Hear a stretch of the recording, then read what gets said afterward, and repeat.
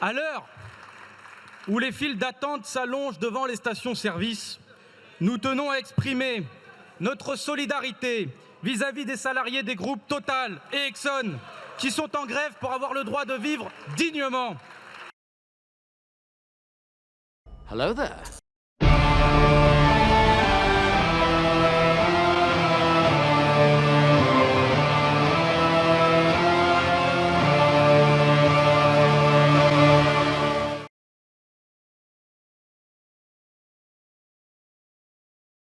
Salut YouTube. Aujourd'hui on va parler pognon. Parce que s'il y a bien un domaine dans lequel la gauche se moque de vous puissance 1000, bien après les questions d'immigration et d'identité, c'est bien sur les questions d'argent.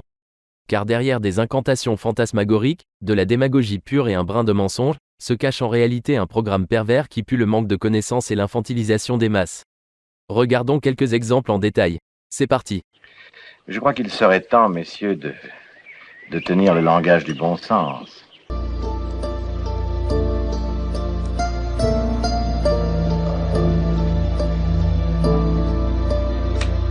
La richesse est comme le fumier, elle pue quand on l'entasse, mais porte de nombreux fruits quand on le répand. C'est beau, Qui déclarait ça? Francis Bacon, philosophe anglais du XVIe siècle.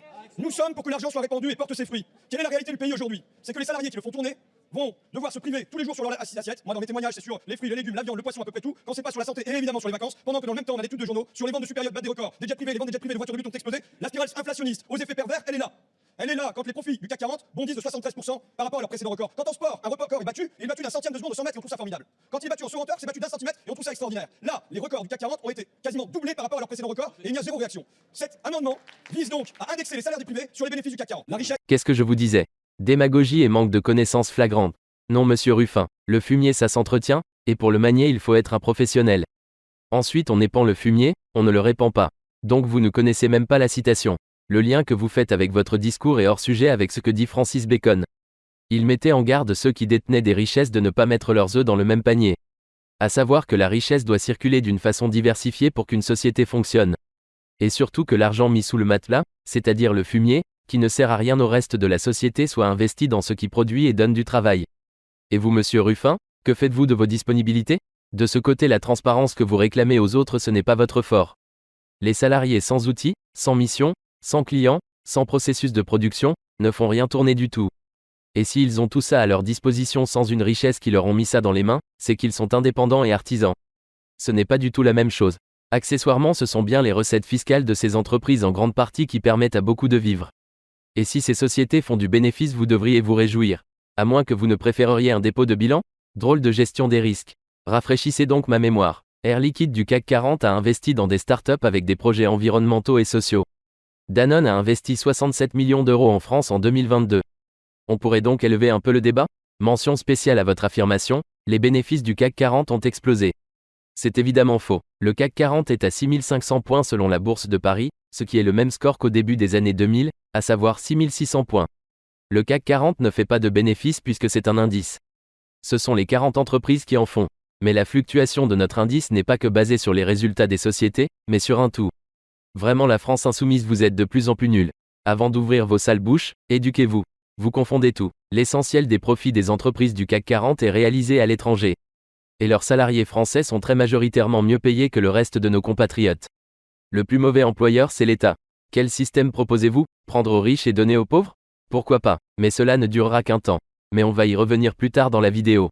Désolé mais en France, on prend déjà trop aux riches pour donner aux pauvres. Le pays est champion du monde de la redistribution. Il ne faut pas créer des inégalités sous prétexte de lutter contre ces sacro-saintes inégalités.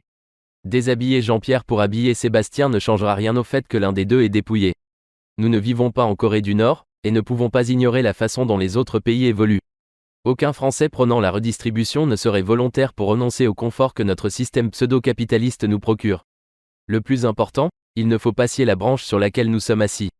La lutte contre les inégalités est un discours politique, non une fin en soi, et jamais nous ne devrions prendre des décisions hypothéquant l'avenir de notre pays pour satisfaire des discours idéologiques. Les plus modestes n'engraissent personne. Ils sont récepteurs nets de coups de main sociaux déjà bien généreux. Désolé monsieur Ruffin, mais l'économie ce n'est pas dire des choses trop stylées afin d'épater les copains à l'Assemblée. Vous n'avez plus l'âge de ce genre de conneries.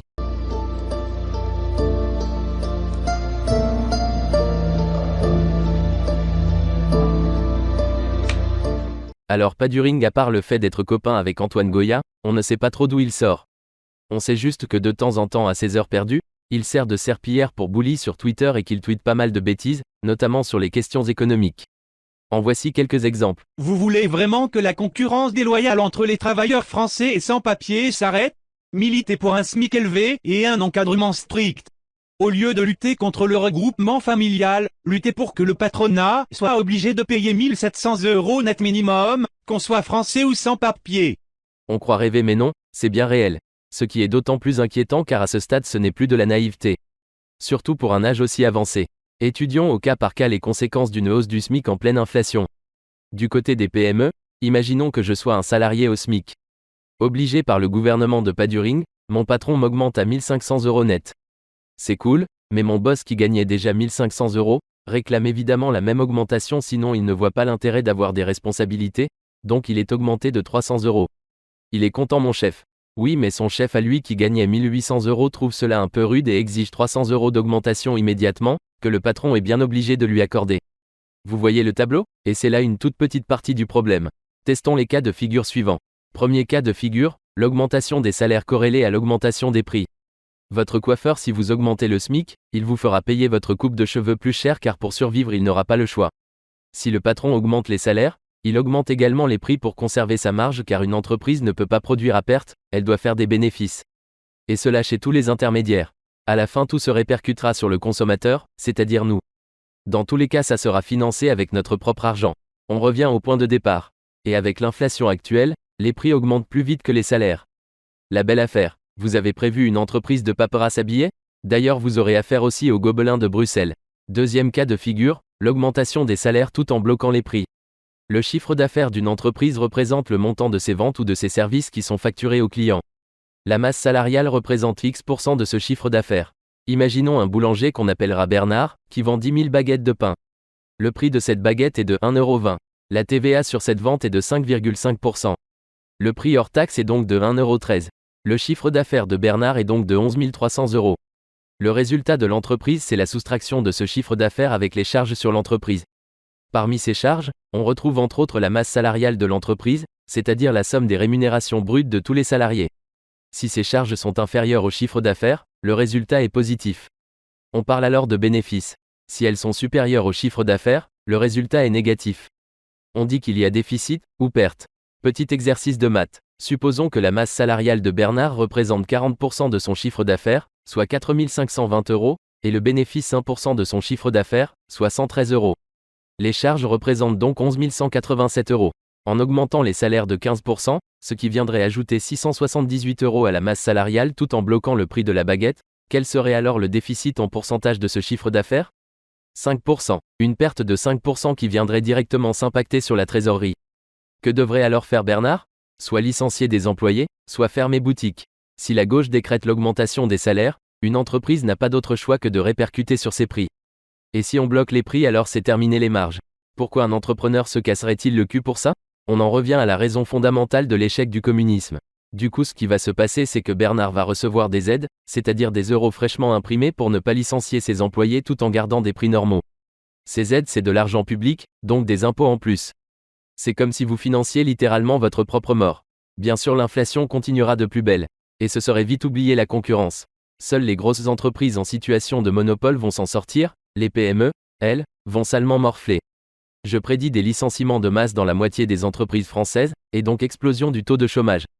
Une mesure qui avantage les plus riches et les grosses sociétés, si j'étais mauvaise langue je dirais que ça ressemble au programme de Macron. La gauche veut également bloquer le prix du blé. Fort bien, sauf que si vous bloquez les prix du blé sans bloquer les prix des engrais et des intrants, vous ruinez les agriculteurs. Petit rappel, il n'y a pas de spéculation sur le blé mais un déséquilibre entre l'offre et la demande. Et les coûts de production des céréales explosent aussi car le coût des intrants augmente fortement. Et baisser les prix mutuellement revient à faire supporter financièrement par les agriculteurs français la politique de redistribution de l'argent du pétrole par le gouvernement algérien à sa population. J'ai rarement lu un programme aussi con. Les agriculteurs se retrouveront dans la même situation que Bernard, mais seront également obligés de vendre leurs produits encore moins cher que le prix bloqué. Ils déposeront alors le bilan. J'ai parlé du cas des PME, j'ai parlé du prix et des conséquences sur les consommateurs, mais je n'ai pas encore abordé la question des emplois eux-mêmes. Disons que vous augmentez le salaire minimum à environ 15 € de l'heure. On va prendre un truc assez extrême pour l'exemple. Le problème c'est qu'en France, il y aura 4 types d'emplois. Ceux qui génèrent une valeur ajoutée, directe ou indirecte, inférieure à 15 € de l'heure. Ceux qui produisent plus de 15 € de l'heure mais peuvent facilement être délocalisés. Ceux qui produisent plus de 15 € de l'heure, ne peuvent être remplacés et dont les salariés gagnent 15 € de l'heure. Et les personnes dont la production dépasse 15 € de l'heure, non remplaçables, et dont les salariés gagnent plus de 15 € de l'heure. Premier impact, la hausse des salaires. Et donc augmentation de la consommation. Malheureusement, la balance commerciale de la France est plutôt mauvaise. La consommation porte majoritairement sur des produits étrangers et peu d'emplois sont créés. La dernière catégorie, elle, n'a pas encore vu ses salaires augmenter. Ensuite, les prix augmentent mécaniquement. Donc hausse des salaires, de même que la consommation, et avec la loi de l'offre et de la demande les prix montent aussi. À ce stade, la dernière catégorie est déjà éliminée. Ces salaires n'ont pas augmenté, mais les prix ont augmenté. Les autres catégories sont un peu maussades, leur pouvoir d'achat a augmenté mais ils sont presque revenus au point de départ. Puis viennent ensuite les licenciements. Qu'il s'agisse de fermeture, de déménagement ou du non-remplacement du personnel partant, les emplois primaires et secondaires sont progressivement supprimés. Résultat, le chômage augmente à environ 550 € par mois. À ce stade, les premières et deuxièmes catégories font également la gueule. Non seulement leurs salaires ont été réduits de moitié, mais les prix ont augmenté. En supposant que l'augmentation du taux de chômage ne génère pas une déflation, et croyez-moi c'est préférable. You don't want that, man. Shit. Nobody does. Seule la troisième catégorie est plus ou moins satisfaite. Le nombre de chômeurs a légèrement fait baisser les prix et leur pouvoir d'achat a augmenté. Ensuite, il y a les retombées du taux de chômage. Premièrement, le nombre d'actifs diminue, tandis que le nombre de personnes qui demandent de l'aide sociale a augmenté. Donc les impôts aussi. Puis les patrons ont commencé à se rendre compte que le nombre de candidats aux emplois de la troisième catégorie avait triplé. Et là, ils ont leur carte à jouer car ils peuvent faire jouer la concurrence. La troisième catégorie devra se battre pour conserver sa place. Finalement, la troisième catégorie gagnera un peu en pouvoir d'achat tout en ruinant tout plaisir au travail. D'autres perdront terriblement, et l'extrême pauvreté explosera. Alors non, je suis désolé pour les gauchistes à moustache, mais c'est une très mauvaise idée.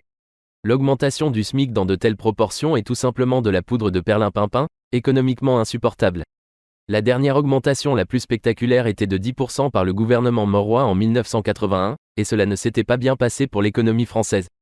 C'est une tarte à la crème de la démagogie élémentaire. Paduring propose ça comme s'il avait une recette pour le financer, comme si ça allait tout résoudre. Augmenter une personne à 1500 € par mois, ça améliore sa situation personnelle car il y a moyen de trouver des financements sans trop chambouler la fourmilière. Augmenter tout le monde à ce niveau, non seulement personne ne sait le financer, mais ça crée un coup de balai qui fait que dans quelques mois tout le monde est de retour à la case départ. Cela a déjà été fait par le passé, on sait que ça ne fonctionne pas. Et je suis sympa, je n'ai pas poussé le trait en parlant du blocage des loyers qui feront fuir les investisseurs du marché locatif et feront que tout le marché va se péter la gueule. Parce qu'en vrai, si à la hausse des taux et des matières premières vous rajoutez un blocage des loyers, vous avez là les 3 ingrédients pour détruire le marché immobilier. Améliorer le sort des moins bien payés, c'est bien plus complexe qu'augmenter le SMIC. Mais ça Paduring s'en fout. Ça ne l'intéresse pas, comme l'entièreté de la gauche. Dans leur logiciel de pensée, l'économie c'est comme une partie de Monopoly. Tu fais le prix que tu veux car la concurrence n'existe pas, les gens accourent forcément pour l'acheter car ils sont obligés d'acheter chez toi, et roule ma poule tu es riche. Je le redis, la gauche est folle, et ses électeurs sont des ânes. Mais ce n'est pas la seule idée géniale de notre économiste en herbe, regardez donc. C'est pour ça qu'on vous déteste en fait. On préfère taxer la spéculation de Total que les étudiants, nous sommes différents. Quand j'étais enfant, moi aussi je raisonnais comme un enfant. J'adorais l'histoire de Robin des Bois qui prenait aux riches pour donner aux pauvres. Sauf que maintenant je suis devenu adulte. Je n'ai plus l'âge de croire aux contes de fées. Robin des Bois n'est pas un héros. Robin des Bois est un escroc. Et visiblement Paduring est resté bloqué à la période où il suçait son pouce et buvait du lait chocolaté dans un biberon. Cet esprit de Robin des Bois qui consiste à voler aux riches pour tout redonner aux pauvres est devenu le pire des accablements pour les pauvres et la classe moyenne, car c'est cet idéal qui explique que les classes populaires soient si lourdement imposées. La réalité c'est que les riches ne sont pas imposés. C'est la classe moyenne qui paye pour les pauvres, en particulier la classe moyenne instruite aux revenus élevés. Dans le but de comprendre pleinement comment les choses fonctionnent, nous devons d'abord comprendre l'historique des impôts. À l'origine, il n'y avait pas d'impôts en France.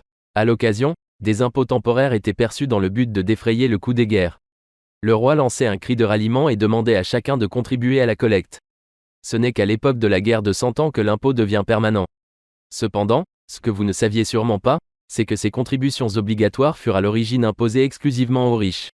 L'idée des impôts fut rendue populaire et acceptée par la majorité, en disant aux pauvres et à la classe moyenne que les impôts avaient été créés seulement pour punir les riches. Bien que cette idée fût pensée pour punir les riches, elle finit par sanctionner ces mêmes gens qui l'avaient adoptée, c'est-à-dire les pauvres et la classe moyenne. L'adoption des divers projets de loi relatifs aux taxes ne fut rendue possible uniquement parce que les masses ont cru aux aspects financiers de l'idéologie de Robin des Bois, selon laquelle on devait enlever aux riches pour donner aux pauvres. Le problème fut que l'appétit de l'État pour l'argent était si vorace que des impôts durent bientôt être prélevés dans la classe moyenne, et de là les impôts ont fini par toucher les plus pauvres. D'autre part, les riches qui passent leur vie à étudier la dynamique de l'argent, savent flairer une occasion. Ils ont parfaitement compris les règles du jeu dans lequel ils jouent. Les riches savaient déjà ce qu'était une société publique, laquelle devient courante au XIXe siècle à l'époque des voiliers. Les riches ont créé des sociétés afin de limiter les risques de perdre leurs biens lors des voyages en mer. Ils investissent leur argent dans des sociétés afin de financer leurs voyages, qui elles-mêmes engageaient un équipage de navigation. Ainsi quand le voilier sombrait, l'équipage perdait la vie, mais les pertes des riches se limitaient seulement à l'argent qu'ils ont investi. Vous vous demandez où je veux en venir ? C'est très simple, c'est leur connaissance de la structure légale d'une entreprise qui accorde vraiment aux riches un immense avantage sur les pauvres et la classe moyenne. Qu'importe le décibel auquel la foule crie pour prendre aux riches, ça n'arrivera jamais car ces derniers savent toujours se montrer plus malins que la masse. Voilà donc comment des impôts furent par la suite prélevés auprès de la classe moyenne. Les riches surpassent en finesse tous les intellectuels de gauche parce qu'ils comprennent le pouvoir de l'argent, une matière qu'on n'enseigne pas dans les écoles. Cette guerre entre les riches et les pauvres fait rage depuis des siècles et des siècles. Le problème est le suivant, les gens qui perdent sont ceux qui sont mal informés. Si les individus qui se lèvent chaque jour, se rendent assidûment à leur travail et paient leurs impôts pouvaient seulement comprendre de quelle façon les riches jouent le jeu, ils pourraient le jouer aussi. Puis ils s'engageraient sur la route de leur propre indépendance financière. Voilà pourquoi je soupire légèrement chaque fois que je lis des gauchistes comme Paduring répéter ce genre de poncifs déjà débunké des centaines de fois, sans en connaître les tenants et aboutissants, sans connaître ce que cela implique réellement. Plus vous travaillez dur, et plus vous devez vous en remettre au gouvernement. C'est ainsi que l'idée de prendre aux riches s'est retournée contre ces mêmes gens qui ont fait adopter toutes ces lois fiscales. Chaque fois que quelqu'un essaie de voler leur fortune aux riches, ils réagissent. Ils ont l'argent, le temps et la détermination nécessaires pour changer les choses. Ils trouvent des parades pour ne plus avoir à travailler pour de l'argent, mais font en sorte que ce soit l'argent qui travaille pour eux. Comment taxer davantage les riches sachant qu'ils ne travaillent pas pour l'argent ? En 2012, Barack Obama briguait son second mandat présidentiel devant son adversaire le gouverneur William Romney. Lorsque le grand public a su que le président Obama versait au fisc environ 30% de son revenu, et que le gouverneur Romney n'en versait que 13%, la campagne de Romney s'est engagée sur une pente descendante qui allait lui coûter la présidence. Et encore une fois, les impôts ont été au centre de la campagne présidentielle de 2016. Au lieu de tenter de comprendre pourquoi des individus tels que William Romney ou Donald Trump paient moins d'impôts en toute légalité, les gauchistes comme Paduring se mettent en colère. Même si la gauche promet de réduire le taux d'imposition des pauvres et de la classe moyenne, la réalité est que les riches paieront toujours moins d'impôts, tandis que les pauvres en paieront encore plus. Et ceci nous ramène à la première leçon du livre de Robert Kiyosaki, les riches ne travaillent pas pour l'argent. C'est l'argent qui travaille pour eux. Aussi longtemps qu'un individu travaille pour de l'argent, il paye des impôts. Donc lorsque la gauche promet d'augmenter le taux d'imposition des riches, c'est un mensonge. Au mieux ils ne pourront qu'imposer davantage les gens qui touchent des salaires élevés comme les médecins ou les avocats, et non pas les ultra-riches. Bon courage, le fisc vous soutirera de l'argent tant que vous le laisserez faire. Le régime fiscal est équitable en ce sens qu'il fonctionne de la même manière pour les individus qui se trouvent dans une situation identique. Si vous voulez investir dans des actifs, les lois fiscales joueront en votre faveur. Si vous ne voulez que dépenser de l'argent et acheter des éléments de passif, les lois fiscales ne vous laisseront aucun répit, et il est fort probable que vous paierez beaucoup d'impôts. Et ça les riches l'ont très bien compris, ce n'est pas le cas de Paduring. Voilà pourquoi il ne représente aucun danger pour le système, voilà pourquoi il restera un énième énergumène qui se suce le sexe en se pensant intelligent. Mais il y a encore mieux, ou pire, ça dépend des points de vue, dans le genre délirant chez Paduring. Admirez. Tu dois penser que j'ai fini, hein? Non! Droit tardé, s'il n'y avait plus de sans-papiers, il n'y aurait pas de dumping social. Moi, ok donc on régularise tous les sans-papiers. Putain, mais c'est quoi cette connerie? Alors ce que Paduring essaie de nous expliquer, il y a déjà une expression pour désigner cela. Ça s'appelle le beurre et l'argent du beurre. Sauf que pour avoir le beurre et l'argent du beurre, il faut d'abord respecter les règles du laitier. Je pense qu'on est tous d'accord là-dessus. Petite leçon économique. Dans un système bien huilé, un secteur qui demande un nombre X de salariés, eh bien on forme ce nombre X. En faisant venir des clandestins et en les régularisant, tu fausses complètement l'offre et la demande. Tu tires les salaires vers le bas, tu accrois la concurrence et donc tu agrandis la difficulté de l'accès à l'emploi, sans même parler des différences culturelles. Autre leçon. Que se passe-t-il lorsque les gens ont accès à des choses auxquelles ils n'avaient jamais eu accès avant ? L'offre augmente mais la demande reste essentiellement la même et donc le prix finit par tomber. Ce qui signifie la déflation. C'est-à-dire la pire chose qui puisse arriver à l'économie. Si les prix baissent, les gens attendent que le prix soit encore plus bas, et puis la demande diminue et les prix baissent encore. Donc moins d'emplois sont nécessaires, donc moins de gens ont de l'argent, et alors la demande baisse encore davantage tandis que l'offre est plus forte que jamais. Donc les prix vont encore plus bas et c'est la spirale de la mort. La grosse majorité des migrants aujourd'hui sont sans diplôme et sans qualification. Ils viennent créer de la tension dans un marché du travail déjà tendu. Imaginons que le secteur de la restauration demande 10 000 serveurs. Quel est l'intérêt d'avoir 1 million de candidats ? Absolument aucun. Il y a un énorme déséquilibre entre l'offre et la demande, et ce n'est profitable à personne si ce n'est aux patrons qui peuvent puiser dans une réserve infinie d'une main-d'œuvre bon marché, et donc aucune nécessité d'augmenter les salaires ou d'améliorer les conditions de travail. L'argument, si tu n'es pas content tu peux partir, il y en a 10 qui attendent derrière toi, devient on ne peut plus valable. Et ces 10 personnes qui attendent sont inadaptées au monde du travail moderne. Et cela va être de pire en pire au fur et à mesure des années où l'intelligence artificielle va se développer.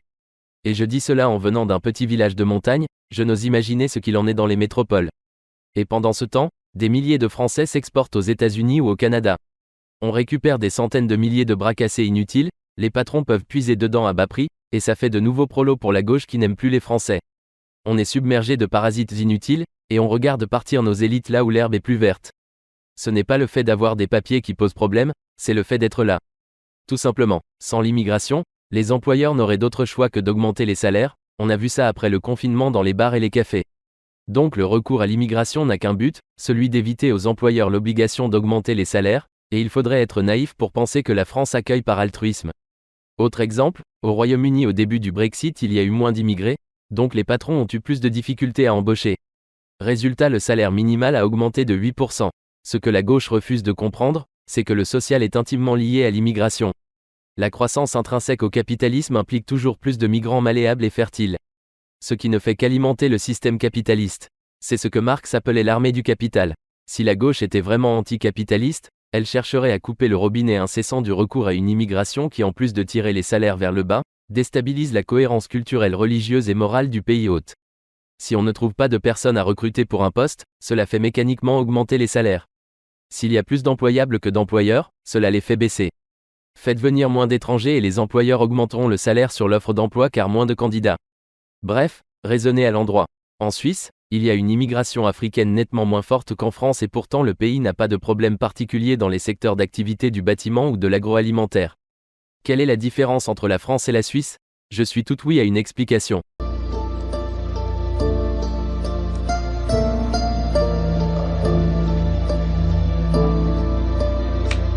C'est scandaleux que les milliardaires, par leur travail, leur investissement... On n'a pas 12 milliards par son travail, c'est pas possible. S'enrichissent. Arnaud, il n'a pas 150 milliards parce qu'il travaille. C'est pas possible. Ou alors il fait un super diplôme et on ne sait pas ce qu'il a fait comme formation pour mériter ça. Ça, c'est pas crédible du tout. On veut nous faire croire que les riches sont riches parce qu'ils sont malins. C'est de la foutaise. Les riches sont riches parce qu'ils volent. La richesse, c'est du vol. Les milliardaires, c'est du vol. Oui, la richesse, à ce niveau-là, c'est du vol. Mais comment C'est du vol parce qu'en fait, cette richesse-là, elle vient du pillage de la richesse collective. Il y a des très riches parce qu'il y a des très pauvres. Quelle horreur! C'est horrible ça, c'est un truc de nazi. Beaucoup de haine des riches ici, émanant ostensiblement d'une aversion, d'une méfiance ou d'une haine pure et simple des personnes qui ont de l'argent. Je suis sûr que cela répond à un besoin intérieur de s'en prendre à ceux qui ont des moyens pour certaines personnes, mais cela n'aide guère, voire pas du tout les pauvres à améliorer leur propre situation. Car ce qu'il dit ici est à la fois vrai et faux en même temps. En fait, cela dépend du contexte. Deux visions du monde s'opposent ici. Premièrement, l'économie est un jeu à somme nulle. La valeur est comme un gros gâteau. Ce que vous gagnez, les autres le perdent. Si vous en prenez une grosse portion, les autres en prendront une plus petite.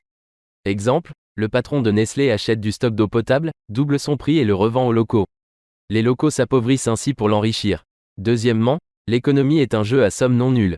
Si vous augmentez vos revenus, cela augmente la richesse globale. L'autre ne perd généralement rien. Exemple, un bûcheron invente un nouveau modèle de hache. Il coupe les arbres 2 fois plus vite. Par conséquent, il peut se permettre de les vendre à un prix inférieur, donc écouler son stock. Ici, tout le monde est gagnant. Le bûcheron s'enrichit, et ses clients aussi car obtiennent plus de bois pour moins cher. Avec cet argent, il peut améliorer son équipement ou fournir des emplois à d'autres travailleurs qui utilisent leur salaire pour faire vivre d'autres personnes. En fait, la différence vient de l'origine de cette concentration en premier lieu. Le bûcheron utilise les développements technologiques pour augmenter sa production de ressources, et le patron de Nestlé tire un revenu supplémentaire du manque d'options pour la population locale. L'enrichissement à somme non nulle se fait souvent par des développements technologiques, par exemple Apple, de nouvelles formes d'organisation comme le cas d'Henry Ford, ou la découverte de marchés inexploités, par exemple Elon Musk. L'enrichissement à somme nulle n'apporte rien de nouveau, il n'y a donc pas d'autre choix que de parasiter les autres. D'une manière générale, dans une économie saine, c'est-à-dire où tout le monde est d'accord et informé, les jeux sont pour la plupart à somme non nulle. Tout échange ou emploi ne sera accepté que si les deux parties sont intéressées. Pour résumer, oui, parfois les riches s'enrichissent grâce aux pauvres. Mais la plupart du temps, lorsqu'une personne riche s'enrichit, d'autres personnes s'enrichissent également. Si les pauvres s'appauvrissent, ils vont consommer moins, les riches vont donc moins vendre, et ils ne deviendront donc certainement pas plus riches. Sauf cas exceptionnels comme l'accaparement des richesses publiques que font les dictateurs de pays pourvus de richesses naturelles comme en Afrique, une vraie calamité pour la population locale. Mais ici ces riches vendent et achètent à l'étranger, ils ne sont plus dans leur pays. Si inversement vous êtes chef d'entreprise et voulez devenir encore plus riche, baisser les salaires de vos employés n'est qu'une solution à court terme. Vous ne cherchez pas à gagner plus mais à dépenser moins, donc autant simplement virer tous vos employés, vous dépenserez ainsi encore moins. Un bon chef d'entreprise réfléchit à long terme et investit pour créer encore plus de haute valeur ajoutée, nécessitant donc des compétences plus hautes, et de la formation mieux payée encore. Apple, Amazon ou Microsoft, pour ne citer qu'eux, ont approché voire dépassé cette année les 1000 milliards de dollars de valorisation, et ce n'est pas en sous-payant leurs ingénieurs, bien au contraire. En tout cas je n'ai vu aucune start-up sous-payer ses salariés et devenir l'une des plus riches du monde. Payez mal vos salariés, les mauvais resteront, et les meilleurs partiront chez vos concurrents. Payez bien vos salariés, les meilleurs resteront, les meilleurs de vos concurrents les quitteront pour vous rejoindre. Et de plus, les salariés de vos concurrents achèteront vos produits, pas les leurs. Enfin tant que votre concurrent survit. Mais c'est vrai qu'à chaque fois qu'il y a une grève relativement importante, c'est toujours un peu les mêmes reportages. Quand c'est les éboueurs qui font grève, il y a des déchets qui s'accumulent dans les rues. On fait des reportages sur le manque de propreté. Quand c'est des postiers ou des postières, il n'y a plus de courrier. Quand c'est des cheminots, il n'y a plus de train. Et là, c'est des raffineurs, donc ça pose des problèmes de ravitaillement en essence. Mais ce que ça montre, c'est que c'est des boulots hyper utiles, hyper importants, et que d'ailleurs, ça devrait pouvoir permettre de discuter de la nécessité de les payer normalement. S'il y avait une grève des actionnaires du CAC 40, ça gênerait pas grand monde. Et même, pour aller un peu plus loin, s'il y avait une grève des éditorialistes de BFM pendant 2 semaines, ça gênerait pas grand monde. Ouais. Et Sauf donc, que là, c'est pas ce qui est important de discuter, c'est ça, c'est que c'est pas juste, est-ce que ça gêne des gens? Oui, ça gêne des gens. Maintenant, ça gêne des gens parce que ce sont des boulots qui sont incontournables. Et parce que ce sont des boulots incontournables, on devrait aussi discuter de l'importance qu'il y ait une rémunération correcte, qu'il y ait des conditions de travail correctes, qu'il y ait des effectifs corrects. Rémunération correcte, effectif correct, ce sont les termes qu'il a employés. Donc au milieu d'un concert de réponses en mode pleurnichard, les gentils employés de raffinerie contre les méchants patrons bourgeois, je vais essayer d'amener un autre angle de vue, un point de vue probablement dissonant mais qui j'espère vous amènera à réfléchir. Premièrement, Total fait de gros bénéfices dus à la situation économique particulière, et c'est indéniable. Deuxièmement, le prix du gasoil est très cher. En moyenne 1,90 € début janvier 2023 en France, mais pour vous rassurer allez donc le payer 2 € en Belgique, ou 1,80 € en Allemagne. Troisièmement, les salariés de Total font la grève pour réclamer de meilleures conditions de travail et de salaire, ce qui peut s'entendre, la SNCF a l'habitude. Mais ce faisant, comme effet de bord totalement involontaire, ils font chier des millions de Français qui rament pour avoir leur carburant pour aller bosser. Mais ça on ne peut pas le comprendre pour ces pauvres salariés exploités, n'est-ce pas? Les salariés de Total soi-disant sous-payés. Est-ce vraiment la réalité? Eh bien interrogeons Total directement, qui a fait ce communiqué en octobre dernier.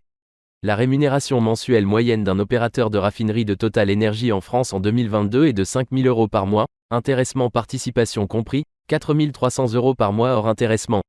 Rien que ça. Allons donc voir sur Glassdoor, bien connu pour évaluer un niveau de salaire, les chiffres sont donnés pour 2936 postes. Stagiaire, 16 000 € annuels. Ingénieur, 44 000 € annuels, 71 000 € pour les seniors. Contrôleur de gestion, 47 000 € annuels.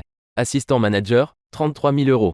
Bon, ça semble assez en phase avec les déclarations de Total. Par contre le Centre d'information et de documentation jeunesse donne des chiffres plus faibles, mais ne parle pas de Total en particulier.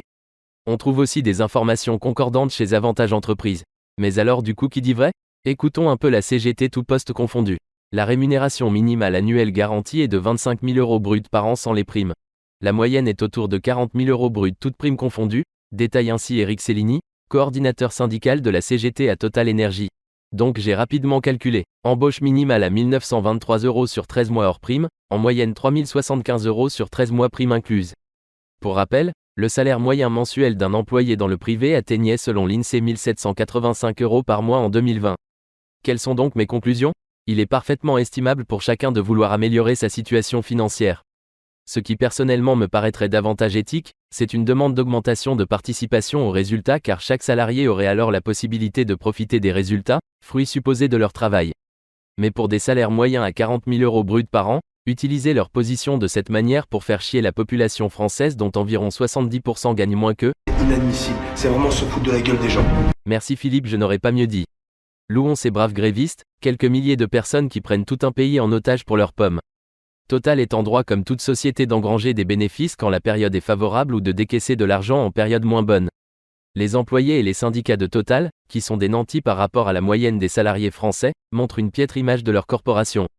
Les conséquences de ces grèves sont très pénalisantes pour les autres secteurs économiques de notre pays et certaines professions sont particulièrement impactées comme les ambulances, les pompiers, les policiers, les taxis, sans parler de ceux qui vivent à la campagne et doivent aller travailler loin de leur domicile. Sans oublier aussi les agriculteurs qui ne peuvent plus semer. Je veux bien qu'on rigole, mais il y a des limites, hein. C'est comme ça que la gauche défend les classes populaires ? En poussant des bourgeois nantis à prendre en otage le reste du pays pour gratter un meilleur salaire en étant déjà mieux payés que la majorité de la population ? La gauche vous prend littéralement pour des putains de vaches à lait, et ne vous étonnez pas d'être pris pour des cons quand vous approuvez des projets aussi surréalistes. Voilà pourquoi ce genre de situation ne devrait pas perdurer plus d'une semaine, sachant qu'en plus les négociations pouvaient être ouvertes pour éviter justement de telles grèves et que les syndicats les ont refusées, étant sans doute pilotés par des syndicats de gauche qui aiment foutre la merde. Suivez mon regard, j'ai un exemple concret du mal que peut faire ce syndicat. En 1997, une marque américaine d'informatique a engagé une entreprise française pour un travail. L'entreprise française de logistique qui fut sélectionnée avait investi des dizaines de millions de francs pour agrandir les bâtiments de production et de stockage, avait engagé 400 ouvriers, techniciens et ingénieurs ainsi que 200 intérimaires pour faire face aux commandes. Le client était très satisfait du savoir-faire et de la productivité.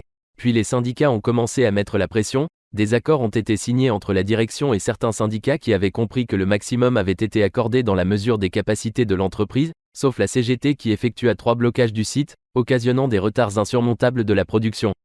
Après 2 ans de grève et de blocage, le client à bout de patience, a décidé de délocaliser une partie de la production en Malaisie, donc plan social pour dégager 200 personnes. Après une dernière grève de la CGT pour protester contre une situation qu'ils avaient eux-mêmes générée, le client a tout délocalisé. Bilan de l'opération, 600 personnes au chômage et une perte colossale pour une entreprise trentenaire créée par un gars parti de rien. Vive la CGT. Voilà le vrai visage de ces chevaliers de la vertu du travail. Au nom d'une idéologie absurde, ils ont l'habitude de pousser les travailleurs à se tirer une balle dans le pied. Quand les travailleurs comprendront-ils qu'il faut abandonner ce syndicat, et surtout ignorer ses mots d'ordre ? La CGT est comme le Parti communiste, une utopie malsaine qui n'arrive pas à disparaître.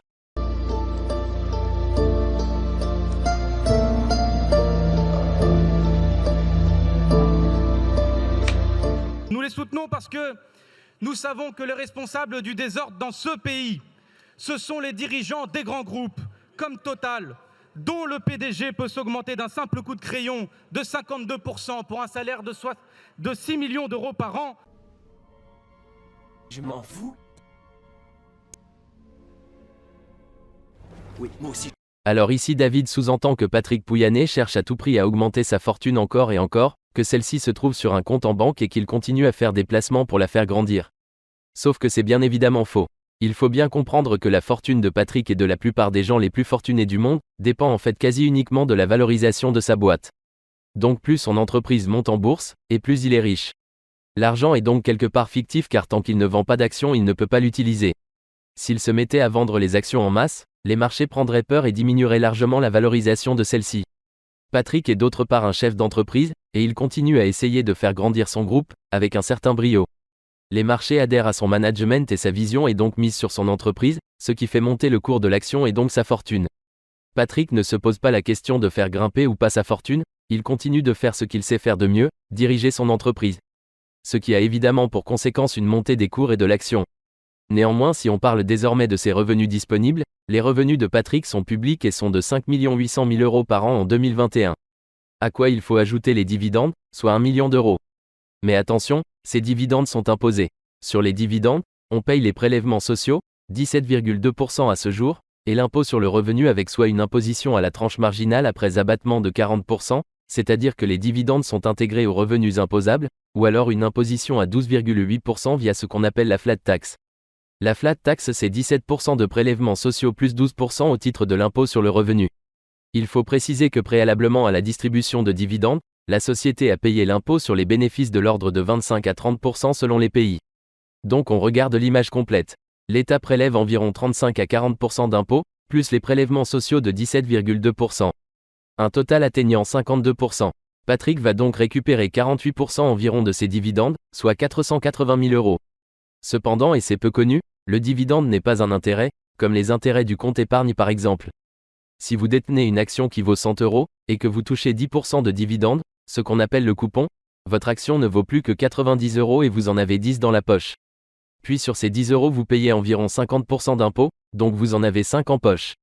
Résultat, au départ vous aviez 100 euros en action, vous avez désormais 90 euros en action, 5 euros dans la poche et 5 euros pour l'État, votre nouveau patrimoine est donc de 95 euros. Les dividendes étant fixés par le conseil d'administration, Patrick en touche en pourcentage par action autant que n'importe quel actionnaire. Et paradoxalement à chaque détachement de coupon, mot technique pour dire à chaque dividende touché, la fortune de Patrick descend inexorablement. En résumé, au vu des performances actuelles, il est censé d'investir dans les raffineries. Les marchés l'ont compris et le font massivement. L'effet collatéral est que cela fait monter entre autres le prix de l'action de Total. Ces actions représentent la majeure partie de la fortune de Patrick.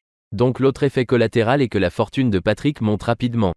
Celui-ci quant à lui ne fait que gérer son entreprise au mieux et comme il n'a pas l'intention de la vendre, cette fortune restera fictive car en bourse, on est riche uniquement lorsqu'on vend. Mais en tout cas non, Patrick Pouyanné ne peut pas s'augmenter comme ça d'un claquement de doigts comme le laisse entendre David Guiraud. Son entreprise est cotée en bourse. Ce n'est pas lui qui fixe la rémunération mais le conseil d'administration, et sous l'approbation des actionnaires. La gauche encore une fois se fout de votre gueule. Il n'y a pas de pénurie d'essence dans ce pays, il y a une pénurie de solidarité, une pénurie de fraternité, une pénurie de partage des richesses. Petit rappel de l'histoire et remise en contexte.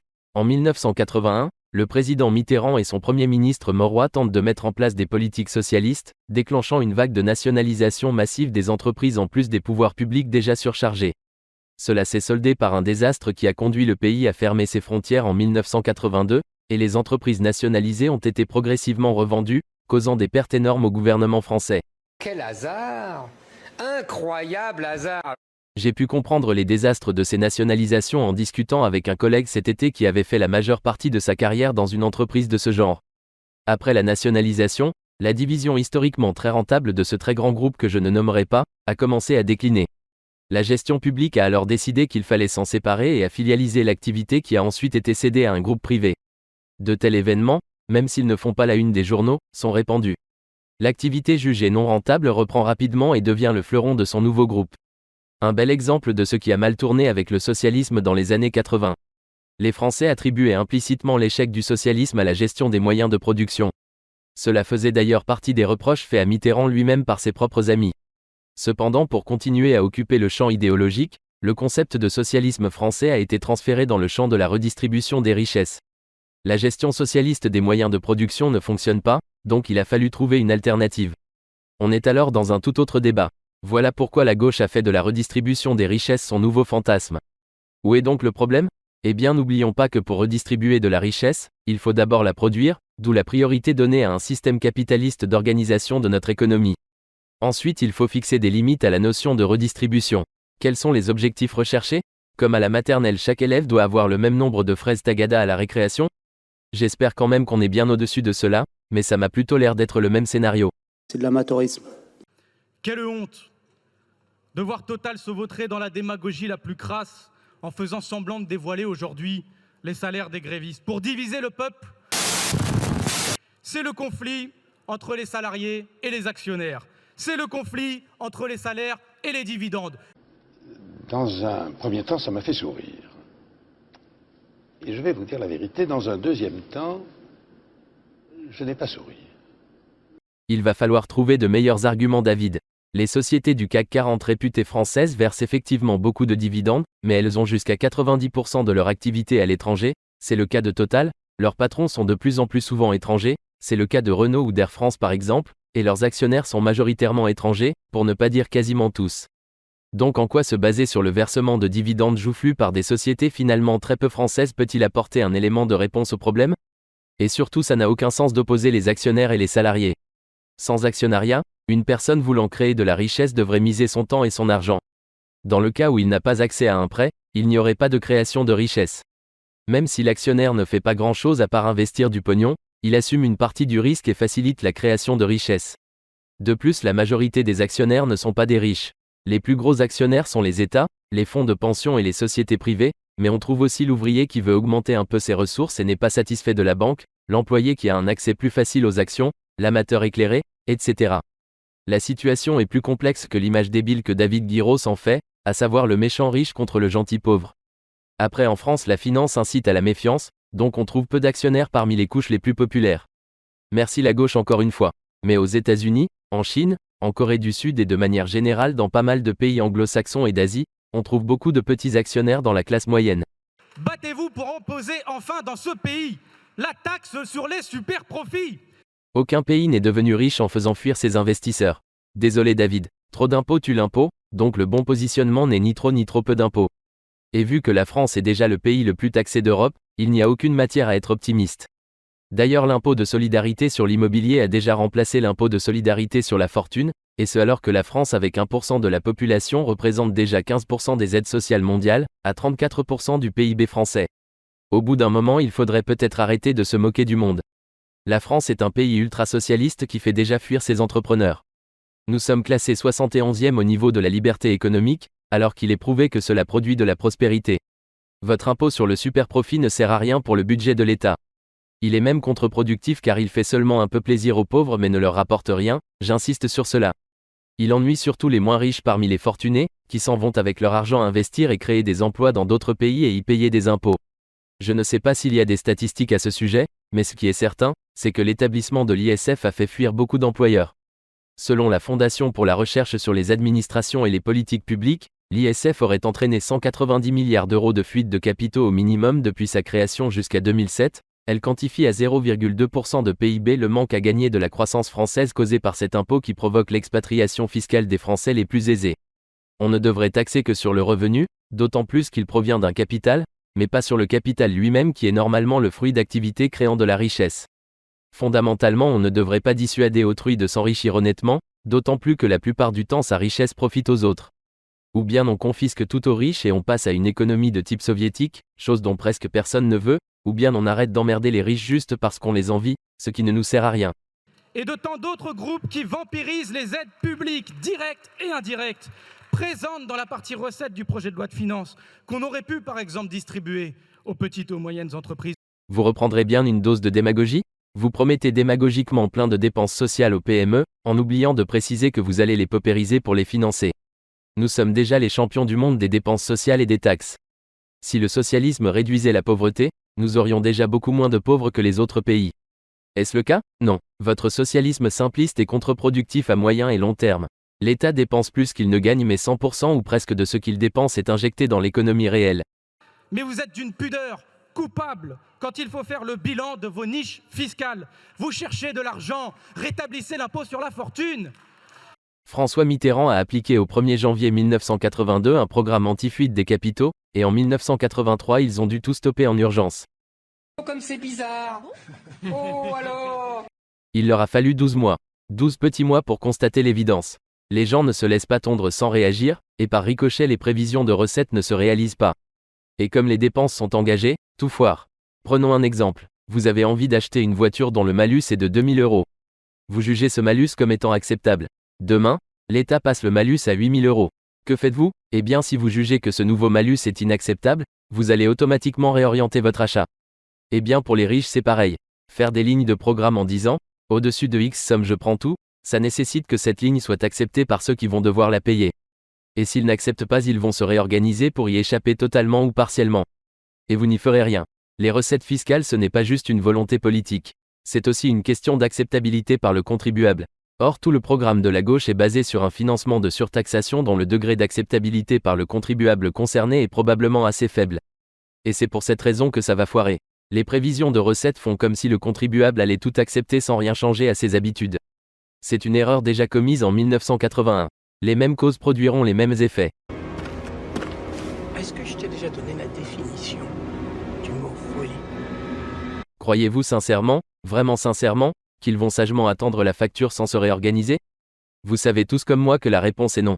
Nous sommes sur un continent de libre circulation des biens et des personnes. Comment vous taxez ça? Ça ne marchera pas. Les niches fiscales se traduiront inexorablement par un désengagement des activités qui en dépendent. Le plafonnement du crédit d'impôt emploi à domicile se traduira par plus de travail au noir, l'ISF renforcé se traduira par des prises de contrôle de participation des PME et des entreprises de taille intermédiaire par des fonds étrangers pour payer le dit impôt, ce qui revient à saccager toujours un peu plus l'industrie. Et bien sûr l'augmentation de la TVA sur les produits de luxe verront automatiquement leur vente diminuer. Au final, sur les milliards que David entend taxer sur les hauts revenus, s'il arrive à en capter un quart, ça sera déjà à mon avis un exploit. Et le problème c'est que les autres milliards qu'il n'arrivera pas à récupérer, ils vont lui manquer pour financer le reste de son programme. Je peux plus contempler mon pognon maintenant. Finalement le programme politique de la gauche c'est comme un prévisionnel comptable. Prévoir les dépenses c'est très facile. Il suffit de rajouter des lignes et d'engager les dépenses. Mais prévoir la ligne du haut, c'est-à-dire le chiffre d'affaires ou les recettes dans notre cas, c'est autre chose. Alors j'aimerais poser une question à la gauche. Que se passera-t-il si vous engagez toutes ces dépenses, mais que les recettes ne suivent pas? C'est une probabilité assez forte. À vrai dire, j'ai ma petite idée. Tout votre programme repose sur l'acceptabilité des 10% les plus riches et des multinationales du CAC 40 à accepter de se faire tondre sans broncher. Honnêtement, c'est de la pure science-fiction. Mais nous croyons et nous n'arrêterons pas de nous battre pour une société plus juste. Ce n'est pas le capitalisme qui saute de crise en crise. C'est le capitalisme qui est la crise. Mais la vie a toujours été injuste, mon cher David. Certains naissent plus intelligents, certains naissent plus forts. Et d'autres naissent tout simplement riches. Si vous êtes né en ville, votre vie va être très différente de celle d'un habitant d'un petit village perdu au milieu de nulle part. Vos opportunités pour votre éducation, votre emploi, et votre développement personnel seront meilleures. La vie est injuste, et le capitalisme ne rectifie pas cela. Mais le capitalisme est plus juste que le mercantilisme, ou même que l'économie traditionnelle. Les terres et l'argent étaient entre les mains des nobles qui en héritaient, et personne n'avait la possibilité de s'élever. En ce sens, le capitalisme est plus juste car il offre une chance à tout le monde. Une chance inégale certes, mais une chance d'améliorer considérablement sa vie. Actuellement, le capitalisme est le seul système économique qui a pu surmonter toutes les crises. La principale raison est toute simple, c'est que les décisions sont prises par une multitude de personnes. Quand une crise ou un événement survient, certains ont la chance de prendre les bonnes décisions, d'autres non. Donc cette pluralité des décideurs réduit les risques. C'est comme un gestionnaire de fonds d'investissement qui compose son portefeuille d'un très grand nombre d'actions de manière à réduire le risque, ce qu'on appelle aussi un ETF. Dans les autres systèmes socialisme ou communisme, il n'y a qu'un seul décideur, l'État. Donc s'il se trompe, c'est la catastrophe, et il se trompera forcément car ses décisions sont souvent plus idéologiques qu'économiques. Dans les systèmes communistes, l'État refuse toujours de reconnaître ses erreurs. Quand un plan quinquennal n'a pas donné les résultats escomptés, ce ne peut être le parti qui s'est trompé, donc on accuse les directeurs d'usines de sabotage et de complot capitaliste. Dans le monde capitaliste, les entreprises dont les dirigeants ont fait les mauvais choix sont éliminées, il ne reste que les plus performants. Et puisque la gauche a l'obsession de la redistribution des richesses, il ne vous aura pas échappé, cher David, que le capitalisme est en train de réaliser une meilleure répartition de la richesse au niveau mondial. Auparavant, 20% de la population mondiale vivant dans les pays les plus riches profitait de 80% des richesses économiques mondiales. Des pays comme la Chine et l'Inde qui étaient dans une situation économique catastrophique sont sortis de leur misère, et leurs populations ont vu leur niveau de vie s'améliorer de manière considérable. C'est tout à fait inattendu. En 1994, après la fin de la guerre civile, le Rwanda était devenu l'un des pays les plus pauvres d'Afrique. Pour retrouver une économie prospère, ce pays si pauvre a fait un choix économique qui a choqué le monde occidental. Le Rwanda a choisi le modèle économique ultra-capitaliste de Singapour. Aujourd'hui, les résultats commencent à être au rendez-vous.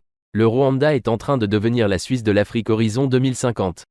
Un exemple parmi d'autres. Qui aurait pu prédire il y a 20 ans que le capitalisme permettrait aux pays émergents de sortir de leur misère, de faire tomber le mur de Berlin, de libérer les pays de l'Est de l'emprise de la Russie, ou de mettre fin à la guerre froide? À l'époque, tous les intellectuels français étaient de gauche et pour eux le capitalisme était le régime à abattre. Jean-Paul Sartre traitait d'ailleurs de Gaulle de dictateur, et soutenait inconditionnellement le communisme qui était pour lui l'avenir. C'est tout le contraire qui s'est produit. Visiblement la gauche n'a pas beaucoup appris de ses erreurs. Depuis quand c'est normal que des jeunes doivent s'endetter pour réaliser leurs études? Depuis quand c'est normal ça? À quel moment on accepte ça?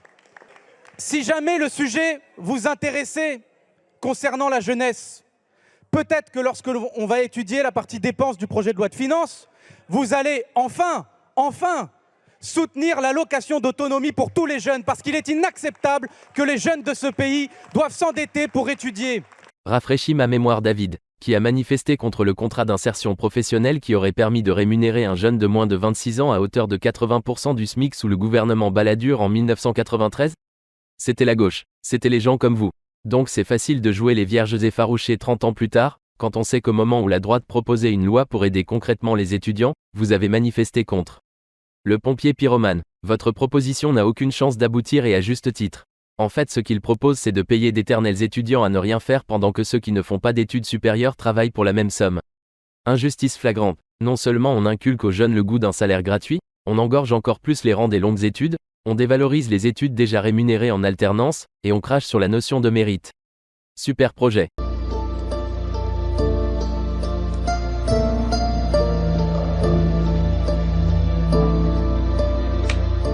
Les idéologues de gauche, ces gens qui vous montrent comment fonctionne la société par A plus B, qu'il faut un monde plus juste, ces connards de capitalistes qui s'enrichissent en dormant sur la sueur des seuls travailleurs qui bossent réellement, blablabla. Tout le poncif indigeste et démagogue auquel on est déjà habitué depuis 40 ans. It's like missionary position every single night. Des acrobates de la finance qui jouent aux apprentis sorciers avec l'économie, mais qui sont à des années-lumière de savoir ce que ça représente dans le monde réel. La gauche a totalement perdu le nord avec le réel.